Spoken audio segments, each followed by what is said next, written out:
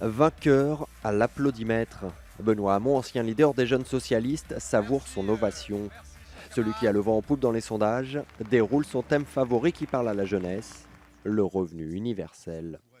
Si je devais me réjouir que d'une chose, passage, c'est que cette primaire, qui devait avoir lieu notamment sur les questions, on l'attendait, d'identité, elle aussi, de fermeté, sur une certaine conception de l'autorité de l'État, finalement, elle a lieu pour partie sur la question sociale grâce au revenu universel d'existence, et qu'on soit pour ou contre d'ailleurs. C'est plutôt une bonne chose que la gauche débatte des questions sociales. Accueil chaleureux aussi pour Vincent Peillon. L'ancien ministre de l'Éducation assure être le défenseur d'une jeunesse oubliée. La jeunesse aujourd'hui, elle est très pénalisée par rapport à la jeunesse de mon époque et de ceux qui sont plus âgés. Donc la France doit se réunir autour de la jeunesse. C'était un projet de François Hollande. Nous ne sommes pas allés au bout, loin de là.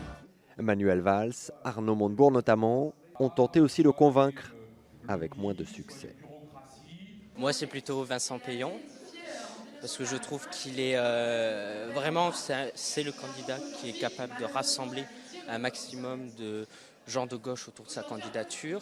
Au sein des jeunes socialistes, on a beaucoup de propositions effectivement qui rejoignent celle de que propose Benoît Hamon, donc c'est un peu normal que les jeunes se reconnaissent aussi dans son projet. Pour les autres jeunes, encore indécis, le deuxième débat de la primaire demain sur BFM TV est très attendu.